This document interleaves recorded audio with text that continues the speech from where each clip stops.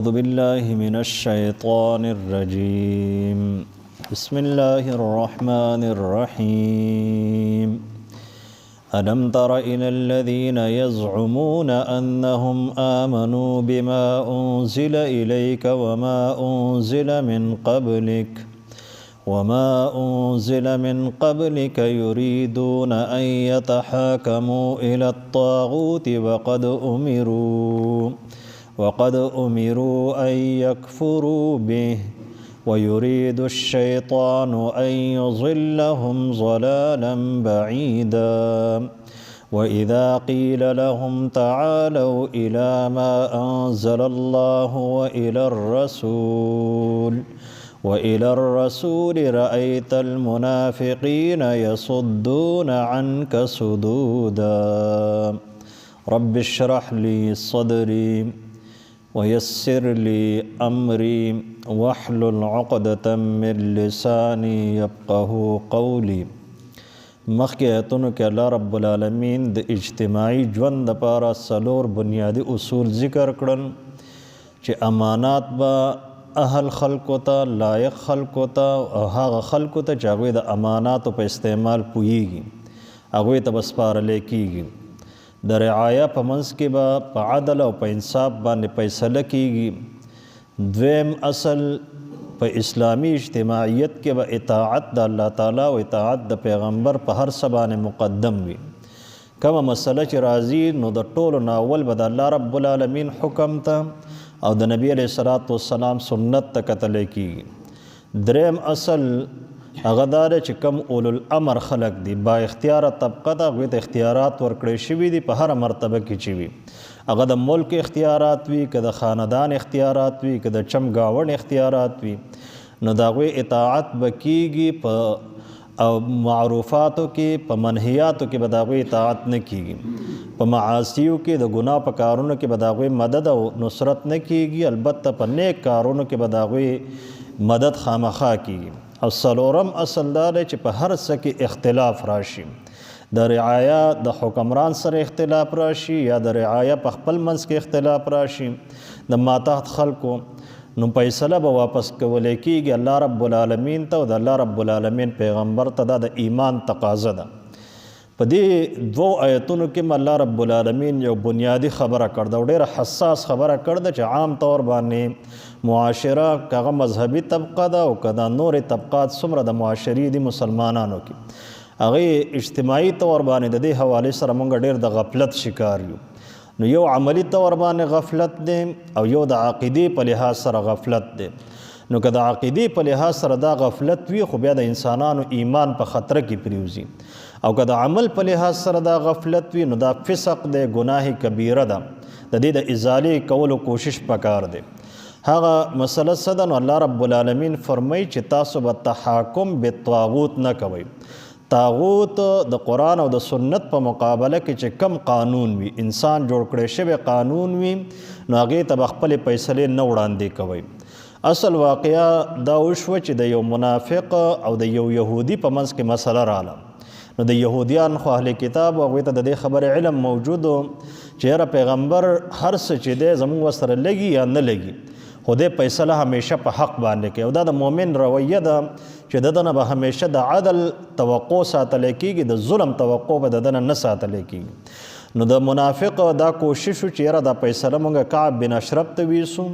او د یهودي دا کوشش و چې یاره دا فیصله مونږ له پیغمبر وکړي ځکه یهودي ته دا پته و چې کعب بن اشرف مفاد پرست سړی دی نو هغه به د دې سړي مفاد مد نظر وساتي چې یاره دی د پیغمبر خلاف استعمال کړي او غلطه فیصله به وکړي ګوره د هغه په خپل مشر باندې دا اعتماد موجود نه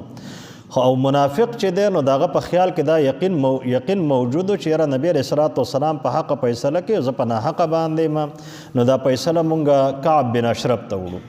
فیصله چې کله لاړه نو دا خبره خو د دوو کسانو په منځ کې وه خو دومره اهم مسله وه چې الله رب العالمین برای راست په دې کې مداخلت وکړو او حکم یې نازل کړو چې یاره د الله رب العالمین او د پیغمبر په مقابله کې تاسو یو کس قاضي جوړوئ او د هغه فیصلې له هغه ته د فیصلې اختیار ورکوئ د هغه فیصله په ځان نافظوئ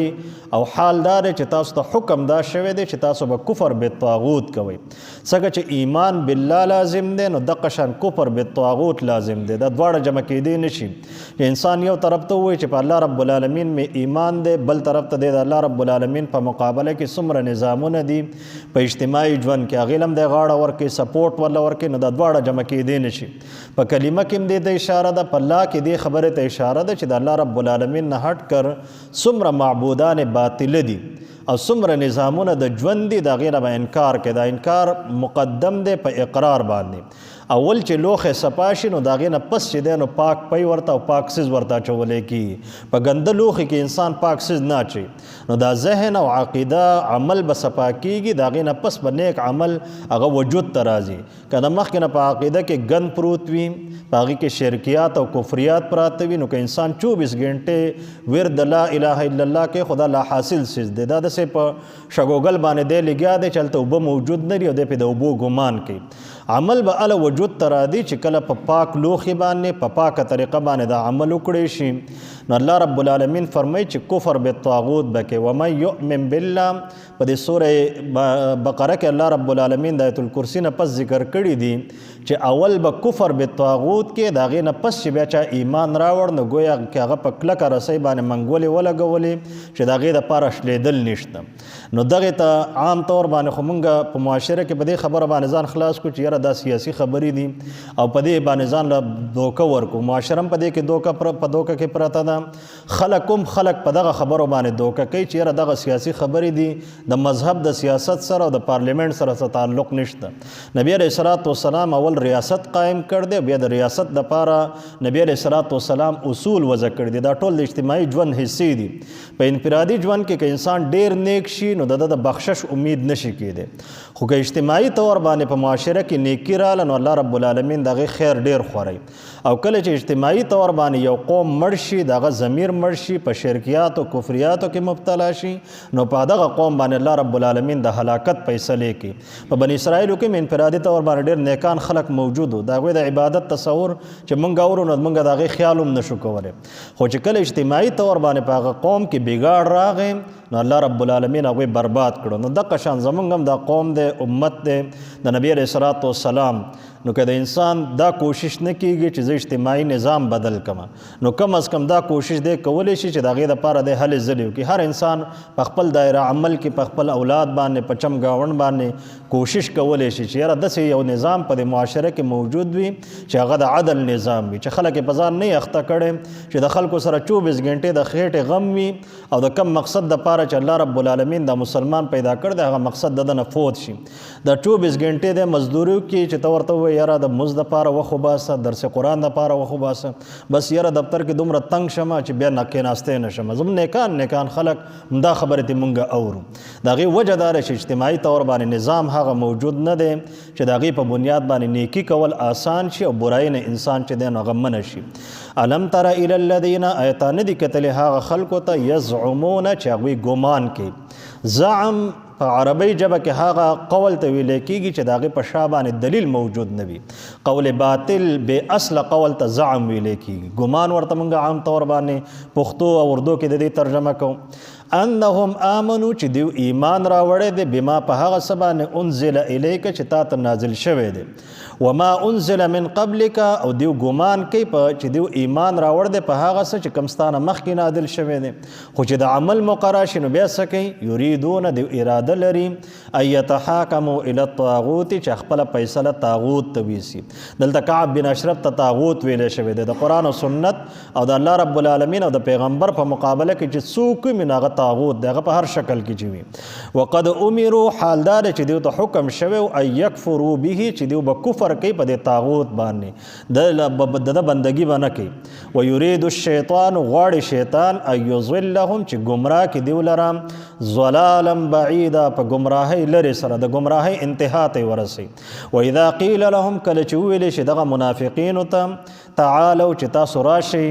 الی ما انزل الله و الی الرسول هغه څه ته چې الله رب العالمین نازل کړ دی قرآن کریم، و الی الرسول او پیغمبر ته راشئ. په دیو باندې خپل مسله حل کو. نو الله رب العالمین فرمایي چې رأیت المنافقین، ته به ګورې دغه منافقانو ته د اسلام په جامه کې دي، خو ته به ورته ګورې، پته به یې درته لګي. یصدون عنک، چې دیو منع کېږي ستانه، صدودن په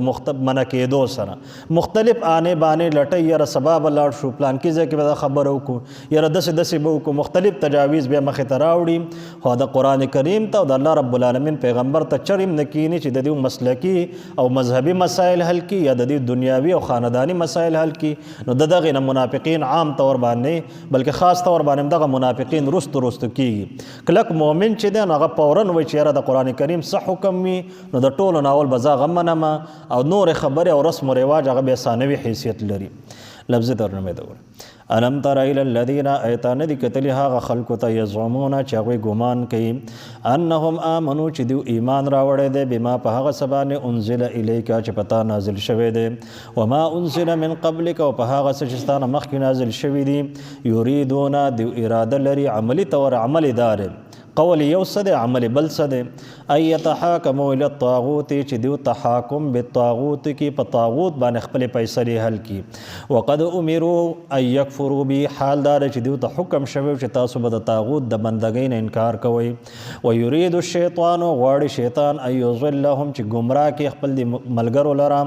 ضلالا بعیدا په گمراهۍ لري سره د گمراهۍ انتها ته ورسي. واذا قیل لهم، کله چې ویل شي دیو ته تعالوا چې تاسو راشئ الى ما انزل الله، هغه څه ته چې الله رب العالمین نازل کړي دي، و الى الرسول، او پیغمبر ته راشئ. رأیت المنافقین، نو ته به ګورې منافقانو ته، یصدون عنک چې هغه منع کېږي ستانه، صدودن په منع کېدو سره. واخر دعوانا الحمد لله رب العالمین.